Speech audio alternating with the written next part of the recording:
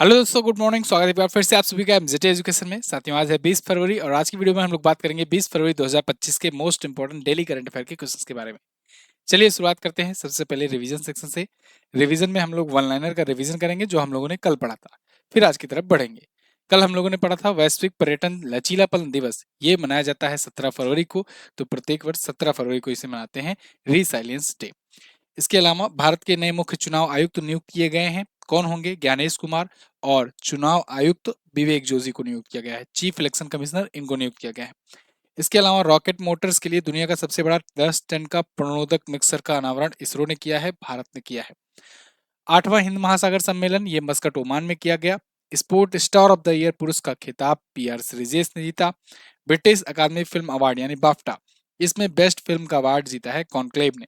और परीक्षा पे चर्चा में इसमें 3 खिलाड़ियों को भी शामिल किया गया, मैरी कॉम, अवनी लेखरा और सुहास यथिराज को। इसके अलावा कल हम लोगों ने पढ़ा था कि केंद्र सरकार ने पीएम आशा योजना को बढ़ा दिया है 2025-26 तक के लिए। पीएम आशा का फुल फॉर्म होता है प्रधानमंत्री अन्नदाता आय संरक्षण अधिनियम अभियान। और एसोसिएशन फॉर डेमोक्रेटिक रिफॉर्म्स यानी एडीआर की नवीनतम रिपोर्ट के अनुसार सबसे ज्यादा कमाई करने वाली या सबसे ज्यादा धनी पार्टी है भारत की बीजेपी, भारतीय जनता पार्टी। बहुपक्षीय नौसैन्य अभ्यास कोमोडो, इसका आयोजन इंडोनेशिया में किया गया। ये मल्टीनेशनल है, इसमें भारत, चीन, अमेरिका, रूस, ये सभी देश हिस्सा ले रहे हैं। ये टॉप 10 करंट अफेयर के क्वेश्चन थे कल की वीडियो से, जिनका आपने किया रिवीजन। इसकी क्विज और पीडीएफ आपको एमजेटी ऐप पर मिल गई है। आप वहां से जाकर के सॉल्व कर सकते हैं बिल्कुल फ्री में, कोई भी चार्जेस नहीं देने हैं आपको। फ्री पीडीएफ और फ्री क्विज सेक्शन में जाकर के आप एक्सेस कर सकते हो। पहला क्वेश्चन, दिल्ली का नया मुख्यमंत्री किसे नियुक्त किया गया? कल का सबसे महत्वपूर्ण क्वेश्चन। देर शाम तक ये मुख्यमंत्री का अनाउंसमेंट हो गया। दिल्ली में चौथी बार किसी महिला को सीएम बनाया गया है और सीएम होंगी रेखा गुप्ता। रेखा गुप्ता बीजेपी पार्टी से हैं और पहली बार विधायक बनी हुई हैं। पहली बार विधायक बनी और पहली ही बार में इन्हें मुख्यमंत्री बना दिया गया।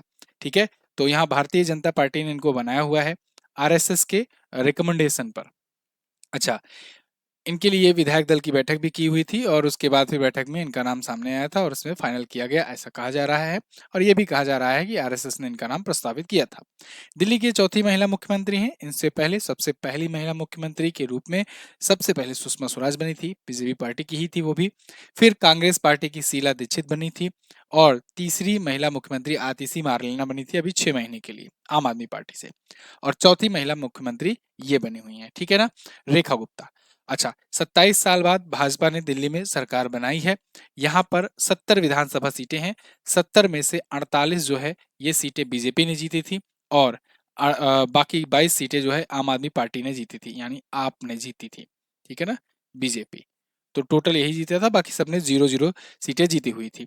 और इसको लेकर के मैंने कल आपको वीडियो दी हुई है, ज्यादा जानकारी के लिए ये वीडियो देखिएगा। प्रवेश वर्मा, ये जो अब तक उम्मीदवार माने जा रहे थे, मतलब ऐसा लग रहा था कि इन्हीं को सीएम बनाया जाएगा, इन्होंने केजरीवाल को हराया था इस बार, तो इनको डिप्टी सीएम बनाया गया है। तो डिप्टी सीएम यानी उप मुख्यमंत्री होंगे प्रवेश वर्मा। विजेंद्र गुप्ता को विधानसभा का, दिल्ली विधानसभा का स्पीकर बनाया गया है। ध्यान रहे, दिल्ली में विधानसभा भी है और दिल्ली में अपनी संसद भी है, लेकिन संसद केंद्र के लिए है, दिल्ली में क्योंकि राज्य सरकार भी है। देखो, 3 यूनियन टेरिटरी हैं भारत में, यानी केंद्र शासित प्रदेश हैं जहां पर विधानसभाएं हैं, जिस वजह से वहां के मुख्यमंत्री भी होते हैं। कौन कौन है वो? पुडुचेरी, दिल्ली और जम्मू कश्मीर। ठीक है ना, चलिए अगला देखते हैं हम। हाल ही में विश्व सामाजिक न्याय दिवस कब मनाया गया? तो वर्ल्ड सोशल जस्टिस डे ये साथियों मनाया जाता है प्रत्येक वर्ष 20 फरवरी को। बहुत ही महत्वपूर्ण दिवस होता है, ये क्वेश्चन पूछा जा चुका है ऑलरेडी एग्जाम में। तो विश्व सामाजिक न्याय दिवस यानी सोशल जस्टिस डे 20 फरवरी को मनाते हैं, सोशली जस्टिस दिलाने के लिए, सामाजिक न्याय दिलाने के लिए। ठीक है, जिनके खिलाफ असमानता होता हो, अन्याय होता हो, सामाजिक बहिष्कार होता हो, उनके प्रति न्याय दिलाने के लिए। थीम है strengthening a just transition for a sustainable future, एक स्थायी भविष्य के लिए एक न्याय संगत परिवर्तन को मजबूत करना। इसकी शुरुआत साथियों वैसे तो घोषणा 2007 में ही कर दिया था यूनाइटेड नेशन की जनरल असेंबली ने, लेकिन पहली बार 2009 से ऑफिशियल तरीके से मनाया जाना शुरू हुआ। अब फरवरी महीने का अभी तक महत्वपूर्ण दिवस कौन कौन सा आया है? जैसे 2 फरवरी को विश्व आर्द्रभूमि दिवस मनाया गया, 4 फरवरी को विश्व कैंसर दिवस मनाया गया, 10 फरवरी को विश्व दलहन दिवस मनाया गया, 10 फरवरी को ही अंतर्राष्ट्रीय मिर्गी दिवस, 11 फरवरी को विश्व यूनानी दिवस, 11 फरवरी को सुरक्षित इंटरनेट दिवस, 13 फरवरी को राष्ट्रीय महिला दिवस और विश्व रेडियो दिवस भी है, ये छूट रहा है ना, विश्व रेडियो दिवस भी इसको लेना है, याद दिलाना, ठीक है ना। इसके अलावा 15 फरवरी को अंतर्राष्ट्रीय बाल कैंसर दिवस, 17 फरवरी को वैश्विक पर्यटन लचीलापन दिवस मनाया गया। अगला क्वेश्चन, कौन सा राज्य समर्पित वैश्विक क्षमता केंद्र यानी जीसीसी नीति लागू करने वाला पहला राज्य बन गया है? तो ये बन गया है मध्य प्रदेश। मध्य प्रदेश है पहला ऐसा राज्य जिसने global competence centre policy launch करी हुई है। ये आर्टिकल देखिए, द हिंदू का आर्टिकल है ये, 14 फरवरी 2025 का। Madhya Pradesh unveils India's first dedicated GCC policy. Okay, तो ये पहला राज्य बन गया है। जीसीसी नीति के तहत क्या करेंगे, जो पूंजीगत व्यय होता है, पैरोल होता है, अप स्किलिंग या रिसर्च, इनके लिए प्रोत्साहन का एक संयोजन होगा। इनका लक्ष्य है कि 50 से ज्यादा ऐसे ग्लोबल कॉम्पिटेंस सेंटर अट्रैक्ट किए जाएं, 37,000 से ज्यादा, जिससे नौकरियां भी पैदा हो सकें, चाहे वो आईटी सेक्टर का हो, फाइनेंस सेक्टर का हो, इंजीनियरिंग, ह्यूमन रिसोर्स या जो भी इमर्जिंग टेक्नोलॉजी हो, इनसे क्षेत्रों को लक्षित किया जाएगा, टारगेट किया जाएगा, ठीक है ना। अगला, हाल ही में जारी फ्यूचर ब्रांड इंडेक्स की ग्लोबल रैंकिंग में रिलायंस किस स्थान पर है? तो फ्यूचर ब्रांड इंडेक्स जारी किया गया, इसकी ग्लोबल रैंकिंग, और इसने रिलायंस ने एक लंबी छलांग लगाते हुए दूसरा पायदान हासिल किया है। देखो, टॉप पर सैमसंग बना हुआ है, सैमसंग जो है ये टॉप पर बना हुआ है, लेकिन सेकंड पर रिलायंस ने जंप मारी है, 13वें स्थान से डायरेक्ट आ गया दूसरे पर। एप्पल वगैरह कंपनी को इसने पीछे कर दिया है। लेकिन ध्यान रहे, फ्यूचर ब्रांड इंडेक्स है ये, मतलब फ्यूचर में कौन सा ज्यादा ब्रांड बन जाएगा, ये रैंकिंग है। अभी जो वर्तमान में जो टॉप मोस्ट वैल्यूएबल ब्रांड है, उसमें इंडिया में जब बात आती है तो टाटा का नाम आता है, टाटा टॉप पर है इंडिया में टॉप ब्रांड्स में, ठीक है ना। लेकिन फ्यूचर ब्रांड की अगर बात की जाए तो इस इंडेक्स में रिलायंस जो है दूसरे पर है, मतलब ये प्रिडिक्शन है कि कौन सा आगे ब्रांड चल करके बड़ा हो सकता है। तो रिलायंस इंडस्ट्रीज को दूसरा स्थान मिला है, टॉप पर सैमसंग है, और एप्पल को तीसरा स्थान मिला हुआ है। ओके, तो ये सब कंपनियां हैं, और ये एक साल में दूसरे पायदान पर पहुंच गई है 13वें स्थान से। रिलायंस इंडस्ट्रीज का तो आप जानते हो मुकेश अंबानी चेयरमैन है। अगला, हाल ही में किस केंद्रीय मंत्री ने अपशिष्ट पुनर्चक्रण और जलवायु परिवर्तन 2025 सम्मेलन का उद्घाटन किया है? तो इसका उद्घाटन किया है भूपेंद्र यादव जी ने, केंद्रीय मंत्री भूपेंद्र यादव जी ने इसका उद्घाटन किया, conclave on waste recycling climate change 2025। तो केंद्रीय पर्यावरण, वन और जलवायु परिवर्तन मंत्री हैं भूपेंद्र यादव जी, इन्होंने इनका उद्घाटन किया 18 फरवरी को, ठीक है।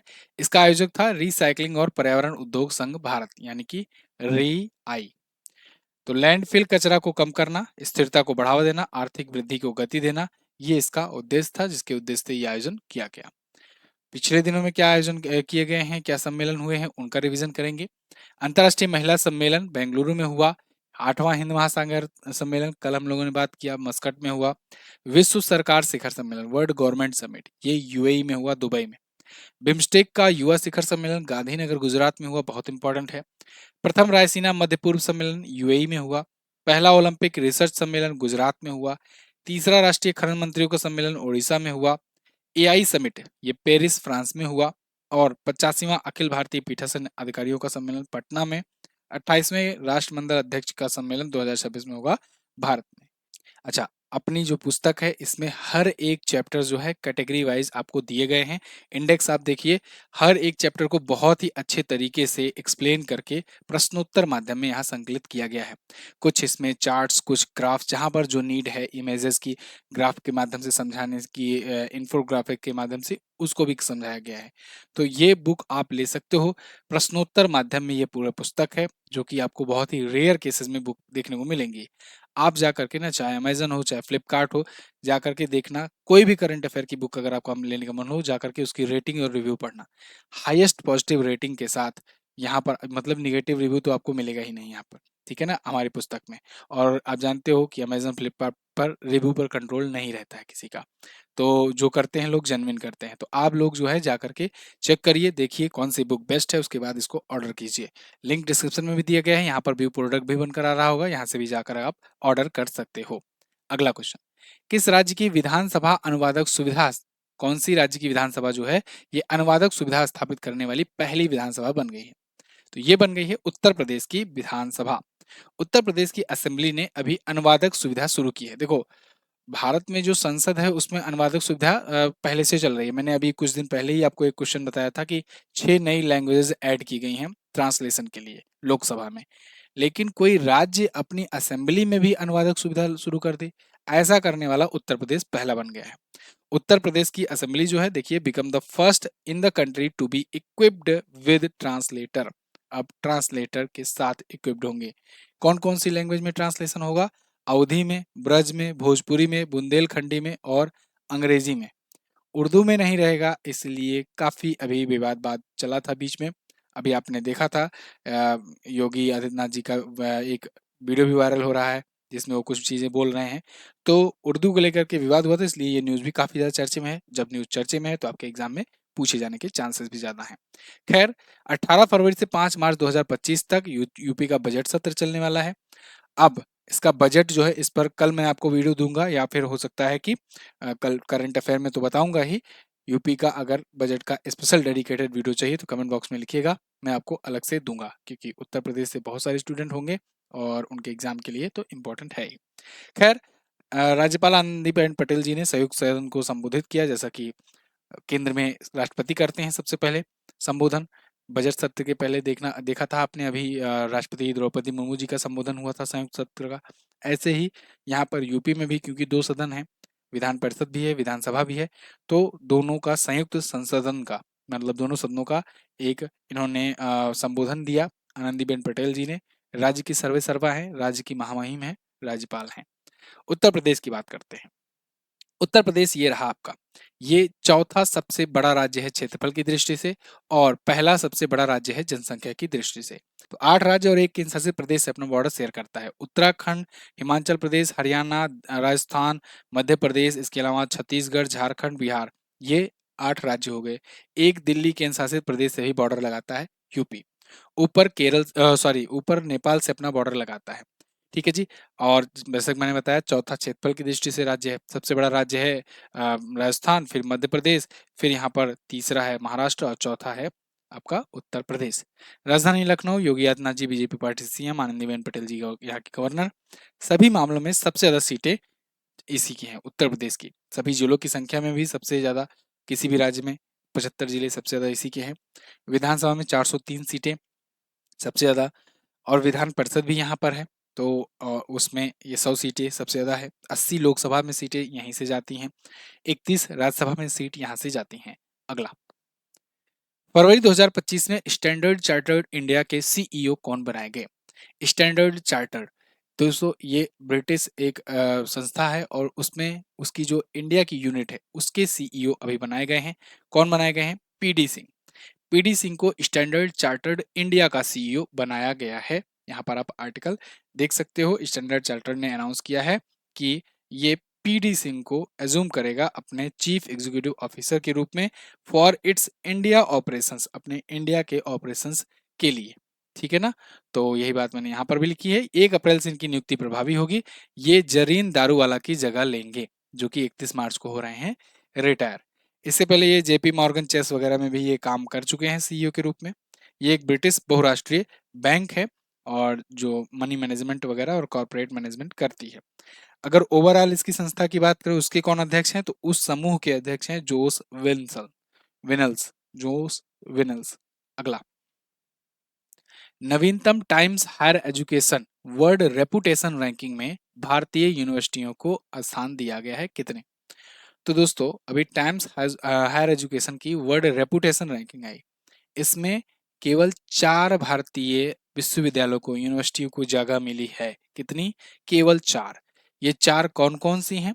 ये 4 में आपका Indian institute of sciences Bengaluru, Indian institute of technology Delhi यानी आईआईटी दिल्ली, और आईआईटी मद्रास, और शिक्षा ओ अनुसंधान। ये 4 ही यूनिवर्सिटी हैं भारत की जो वर्ल्ड रेपुटेशन रैंकिंग में स्थान पाई हुई हैं। वैसे अगर ओवरऑल में बात करें रैंकिंग में, तो टॉप पर है हार्वर्ड यूनिवर्सिटी लगातार 14वें साल। सेकंड पर है मैसाचुसेट्स यानी एमआईटी, और थर्ड पर है ऑक्सफोर्ड यूनिवर्सिटी। ओके, तो भारत की ये 4 यूनिवर्सिटी हैं।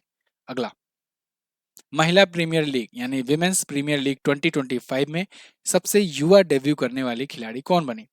तो जैसे आईपीएल होता है पुरुषों का इंडियन प्रीमियर लीग, वैसे महिलाओं के लिए बीसीसीआई कराता है डब्ल्यूपीएल। ठीक है, तो इस बार तीसरा संस्करण है। पहला संस्करण जीता था मुंबई इंडियंस ने, दूसरा संस्करण जीता था आरसीबी की महिला टीम ने, और तीसरा संस्करण इस बार चल रहा है। ठीक है, तो डब्ल्यूपीएल में अभी जो शुरू हुआ है, तो इसमें सबसे युवा डेब्यू करने वाली खिलाड़ी बन गई हैं कौन? ये जी कमलिनी बन गई हैं। जी कमलिनी, ये आपको दिख रही हैं। ये मुंबई इंडियंस की टीम से हैं और गुजरात जायंट्स से टीम से ये पहला मुकाबला अपना करेंगी, और इनकी उम्र है 16 साल 213 दिन मात्र। इन्होंने किसका रिकॉर्ड तोड़ा है? शबनम शकील का, जो 16 साल 263 दिन के साथ 2024 में रिकॉर्ड बनाई थी। इस बार इनके नाम ये रिकॉर्ड बन गया है। तो ये जी कमलिनी सबसे युवा है। ठीक है ना, अंडर 19 की स्टार खिलाड़ी हैं ये, मुंबई इंडियंस की तरफ से खेलती हैं। तो ये बात याद रखना कि पिछली बार जीता था किसने? आरसीबी ने, और पहला संस्करण जीता था मुंबई इंडियंस की टीम ने। अगला, महिलाओं में फोर्ब्स बिलियनियर लिस्ट 2024 के अनुसार सबसे अमीर महिला कौन बनी? तो फोर्ब्स की बिलियनियर की लिस्ट आई है। तो पुरुषों में तो मैंने कल ही बता दिया था आपको, एथलीट में तो क्रिस्टियानो रोनाल्डो, और पुरुषों में एलन मस्क। लेकिन महिलाओं में सबसे अमीर महिला कौन बनी है? तो सबसे अमीर महिला है एलिस वाल्टन। कौन? Alice Walton. एलिस वाल्टन आपको यहाँ पर दिख रही हैं इमेज में। ये सबसे अमीर महिला है। इनकी संपत्ति है 112.5 बिलियन डॉलर। दूसरे पर फ्रेंकोइस बेटेनकोर्ट मेयर हैं 74.4 बिलियन डॉलर के साथ। तीसरे पर जूलिया कोच और एंड फैमिली हैं 74.2 बिलियन डॉलर के साथ। पुरुषों में फिर से देख लो आप, एलन मस्क के आगे पीछे कोई है ही नहीं। जेफ बेजोस जो हैं ये दूसरे पर है, काफी पीछे हैं। मार्क जुकरबर्ग तीसरे पर। ठीक है, अमेरिका में सबसे ज्यादा 813 अरबपति हैं। इसी के साथ सबसे ज्यादा अरबपति के मामले में अमेरिका टॉप पर है। दूसरे सबसे ज्यादा अरबपति चीन में है। इसके अलावा तीसरे नंबर पर सबसे ज्यादा अरबपतियों के साथ भारत है, 200 अरबपति जिससे हैं। तो ये थे आज के दिन के टॉप 10 करंट अफेयर के क्वेश्चंस। आई होप आपको वीडियो पसंद आई होगी। इसकी क्विज पीडीएफ फ्री में मिलेगी आपको। कहाँ पर? एमजेटी ऐप में। एमजेटी ऐप डाउनलोड करो, वहीं पर फ्री पीडीएफ सेक्शन में जाओ, पीडीएफ डाउनलोड कर लेना, फ्री क्विज सेक्शन में जाकर क्विज डाउनलोड कर लेना। डेली, वीकली, मंथली सबकी वीडियो यहाँ पर मिलेगी, सबकी पीडीएफ मिलेगी। कल मैंने आपसे पूछा था कि 9वें एशियाई शीतकालीन खेलों में भारत ने कुल कितने मेडल जीते? तो भारत ने कोई मेडल नहीं जीते। चीन सबसे ज्यादा मेडल जीतने के साथ टॉप रहा था। चीन में ही आयोजित भी हुआ था। आईसीसी का हेडक्वार्टर कहाँ है? हजारों बार बता चुका हूँ, दुबई में इसका हेडक्वार्टर है। ठीक है, आज आपको क्या बताना है? आज बताना है फरवरी 2025 में किसे भारत का नया चुनाव आयुक्त तो नियुक्त किया गया है। बहुत इंपॉर्टेंट क्वेश्चन है, फिर से पढ़ लेना, ध्यान से पढ़ना, उसके बाद आंसर करना। और ऑप्शन भी कंफ्यूजिंग हो सकता है। मैं चाहता हूं कि ऑप्शन में जितने ऑप्शन है सबको आप एक्सप्लेन करके लिखो। इसके अलावा स्पोर्ट स्टार एसएस अवार्ड में sport star of the year women का खिताब किसने जीता है? मेंस वाला तो कल मैंने आपको बताया था, विमेन वाला एक्सप्लेनेशन में बताया था। तो आप इसका आंसर कीजिए। थैंक यू सो मच यहाँ तक वीडियो देखने के लिए। मिलेंगे साथियों अगले वीडियो में। बुक ने जिन्होंने नहीं ऑर्डर किया है अभी ऑर्डर कीजिए, बुक को ऑर्डर कीजिए और पढ़ना स्टार्ट कर दीजिए। Thank you so much. जय हिंद, वंदे मातरम।